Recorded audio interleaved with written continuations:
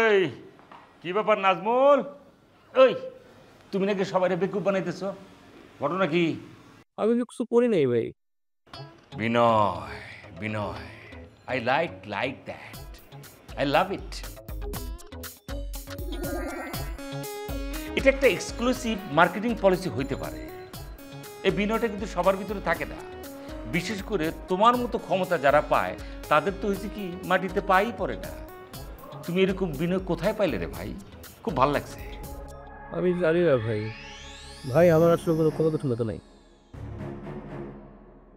তাইলে কাকনের জাইঙ্গা কোত্থেকে আসলো? নিজের কাছে কি লুকিয়ে রেখেছিলে? কি যে বলেন ভাই, আমি এই বিষয়ে কিছুই জানি না। তুমি জানবা কেমনে? ঘটনাকে তুমি ঘটাইছো? তোমার সাথে যে একটা জিন আছে উনি তো ঘটাইছে। হইতে পারে। এইবার তুমি আমার জন্য একটা কাজ করো।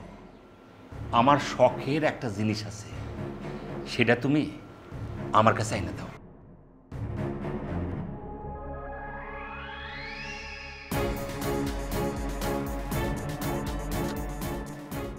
কি দিবা নাই না? ভাই ওই জিনিস তো আমার হাতে নাই। কেন? এখন কি আফলাতুন তোমার ভিতরে নাই? হ্যাঁ আছে, অবশ্যই আছে।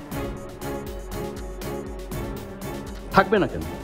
আপনার গোপন জিনিসটা কি সেটা বলে ফেলেন।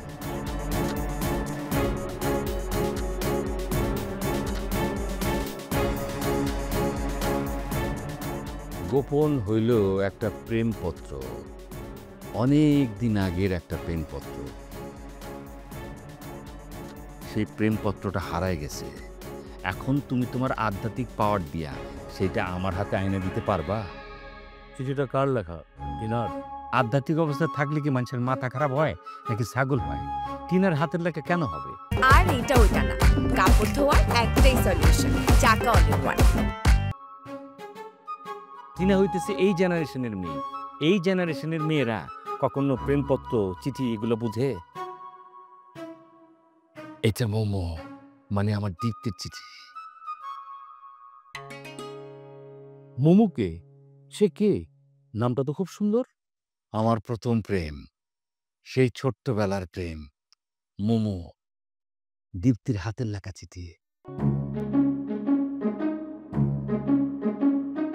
বড় সুন্দর লেখা, অনেক আগ্রহ নিয়ে লিখছিল। কি প্রেম আমাদের! বিশ্বাস করো, যখন শুনছি কাকনের হারায় যাওয়ার জায়গা তুমি ফেরত নিয়ে আসতে পারছো, নিশ্চয়ই এটা পারবা। দাও নাই না ভাই? এই চিঠি আসতে সময় লাগবে। পুরনো প্রেমপত্র তো আসতে সময় লাগতেই পারে, অসুবিধা নেই। চিঠিটা যখন হাতে পেবা সোজা তুমি আমার হাতে দিয়ে দিবা, অন্যের হাতে দিও না। কারণ দেখা গেল কারো হাতে পড়লে এটা দিয়ে ঝামেলা হতে পারে। ঠিক আছে না? Thank you.